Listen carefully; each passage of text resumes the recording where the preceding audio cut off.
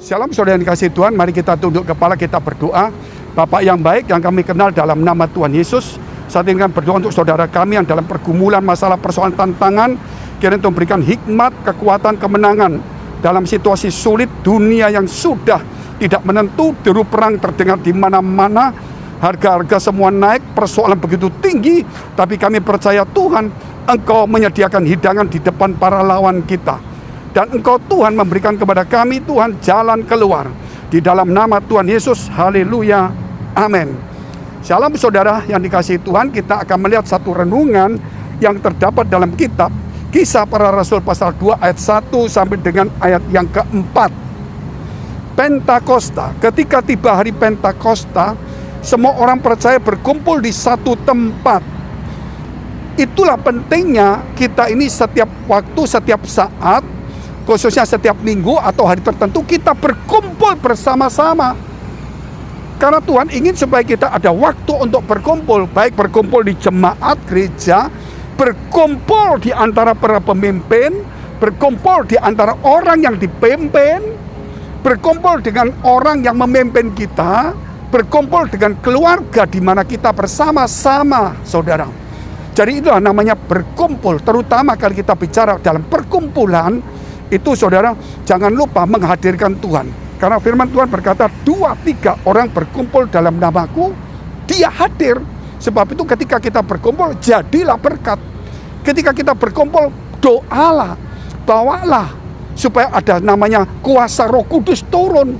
Walaupun bukan Pentakosta yang seperti terjadi, namun pencurahan Roh Kudus bisa memimpin kita.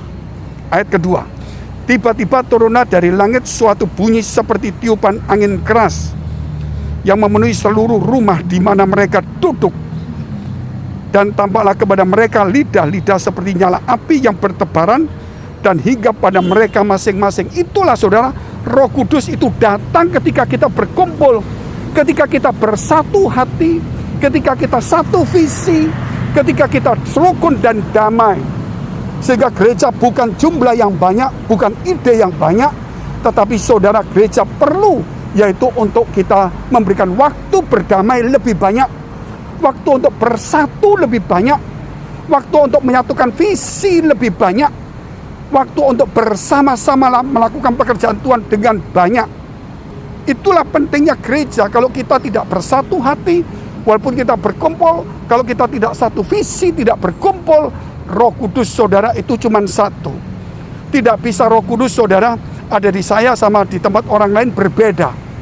Kalau Dia turun kepada saya, Dia memberikan sesuatu kepada saya, pasti juga memberikan sesuatu untuk melengkapi, untuk bersama-sama membangun kerajaan Allah di muka bumi ini. Sehingga dikatakan, maka angin bertiup, itulah Roh Kudus seperti angin. Supaya saudara tidak melihat Roh Kudus, tetapi saudara bisa merasakan. Sama seperti kalau kita bicara iman, iman itu tidak bisa dilihat, tapi bisa dirasakan bagi orang sekitarnya. Dan bagi kita sendiri yang punya iman, bisa merasakan lebih kuat dalam persoalan, lebih mantap menghadapi masalah, lebih yakin saudara untuk di dalam ibadah dengan Tuhan, maupun saudara untuk mengubah setiap masalah menjadi berkat. Dengan iman itu kita menjadi tenang dan kuat. Sebab itu dikatakan juga Roh Kudus seperti lidah-lidah api. Kenapa dikatakan seperti lidah api? Kalau kita saudara, seperti lidah api itu menunjukkan saudara, api itu membawa satu penerangan. Bagaimana kalau dunia ini gelap, gak ada matahari? Bagaimana kalau lampu-lampu listrik rumah itu mati? Apalagi kalau kita melihat harga listrik, harga gas, harga minyak di dunia sudah naik. Sehingga mereka saudara biasanya menyalakan lampu sekian puluh jam menjadi sekian jam. Biasanya mereka menyalakan pemanas atau pendingin sekian menjadi berubah. Ini biasanya mereka masak saudara atau memberi makanan satu porsi sekian rupiah, sekian harganya. Sekarang menaik dan porsinya mengecil. Ini namanya saudara ada perubahan-perubahan. Tetapi ingat, Roh Kudus memberi penerangan kepada kita. Walaupun dunia naik, tetapi Roh Kudus saudara memberikan penerangan dalam hati kita bahwa Tuhan menyertai kita. Tuhan tidak meninggalkan kita. Kita akan melakukan perkara dengan Tuhan, perkara yang besar, saudara. Sehingga saudara jangan melihat masalah yang kita hadapin, kekurangan yang kita terima, saudara, penurunan keuntungan, income. Tapi lihatlah, imanmu semakin naik. Ketika iman semakin naik, berkat Tuhan semakin besar. Berkat tidak ditentukan dengan kekuatan kita saja, tapi berkat dicurahkan oleh Tuhan melalui iman kita. Jika iman kita tidak kuat, bagaimana kita bisa melihat berkat itu sendiri? Sebab itu saudara dikasih Tuhan, jangan lagi kita sampai tidak ada Roh Kudus.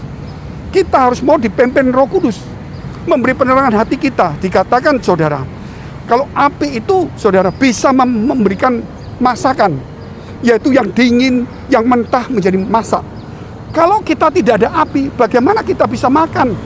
Kita nanti jadi seperti hewan yang lain, yaitu makan seadanya, makan makanan yang mentah. Tetapi Tuhan ingin supaya dengan adanya api itu kita memasak. Dengan adanya Roh Kudus, saudara, kita tahu Dia mengingatkan akan ajaran Yesus. Dengan Roh Kudus, saudara, kita akan ditonton. Dengan Roh Kudus, kita akan diajar. Terutama kalau kita bicara tentang api, itu juga memberi kehangatan kepada kita. Kalau udara dingin, saudara, bagaimana kita kalau nggak butuh api? Di tempat-tempat lain membutuhkan panas. Itulah api punya satu sifat, yaitu panas. Bagi orang Kristen, Roh Kudus seperti api itu, makanya lidah-lidah seperti api itu memberikan kehangatan, semangat. Tetapi bukan api neraka. Api neraka bagi mereka yang menolak. Api Roh Kudus, mereka akan menerima api daripada neraka. Kalau kita menerima api Roh Kudus, kita dijauhkan dari api neraka. Jadi saudara yang dikasihi Tuhan, mari saudara, ini kesempatan yang paling indah. Jangan disia-siakan. Kita harus punya kehangatan kasih kita. Kita punya semangat yang menyala-nyala. Kita punya, saudara, untuk membuat semua apa yang kita miliki menjadi sesuatu yang matang. Kita bisa menghidangkan sesuatu yang baik bagi banyak orang melalui api itu. Kita bisa memberikan juga, saudara, penerangan hati kita maupun kepada orang lain yang mengalami kesusahan. Saya bacakan ayat yang keempat. Maka penuhlah mereka dengan Roh Kudus, lalu mereka mulai berkata-kata dalam bahasa-bahasa lain, seperti yang diberikan Roh itu kepada mereka untuk mengatakan. Roh Kudus memberikan bahasa-bahasa baru kepada masing-masing orang sesuai dengan mereka. Jadi tidak satu bahasa, saudara. Kalau satu bahasa nanti, saudara, tidak ada yang mengerti firman Allah. Makanya berbahasa-bahasa lain, sehingga Alkitab diterjemahkan bahasa lain. Sehingga Tuhan berkata, pergilah jadikan semua bangsa muridku. Supaya kita yang bangsa lain itu menyampaikan dengan bahasa kita, saudara. Karena Roh Kudus, ingat menara Babel. Itu karena mereka ingin menyaingi Tuhan, dibikinlah bahasa berbeda. Sekarang karena mereka mengerti tentang Tuhan, dibikinlah, saudara, supaya kita memakai bahasa yang berbeda. Itu untuk kemuliaan Allah. Haleluya. Saudara, biar hari ini lidah-lidah kita, saudara, bukan tajam, bukan api karena kita bukan Roh Kudus, tapi lidah kita penuh semangat, penuh kasih, penuh kehangatan, memberikan penerangan bagi banyak orang. Biar Roh Kudus menerangi hati kita. Haleluya. Mari kita tunduk kepala, kita berdoa. Bapa yang baik yang kami kenal, dalam nama Yesus, memberkati umat-Mu, menyucikan, menguduskan kami semua. Biar melalui doa-doa dan firman Tuhan ini memberi kekuatan kepada kami. Yang sakit, Tuhan, tolonglah mereka. Mari dekapkan Engkau. Yang sakit, dekapkan bagian tanganmu di bagian yang sakit. Engkau yang dalam pergumulan, dekapkan tanganmu di dalam dadamu. Di dalam nama Yesus, kami berdoa supaya mereka dipulihkan, disembuhkan, diberi kekuatan, diberikan hikmat, iman, dan diberikan jalan keluar. Persoalan rumah tangga, kesehatan, ekonomi, jodoh, semuanya, karir, Tuhan tolong. Urusan studi, Tuhan tolong. Dalam nama Yesus, haleluya, amin. Jika saudara masih membutuhkan pelayanan doa dan konseling, silakan hubungi nomor tertera. Tuhan Yesus memberkati.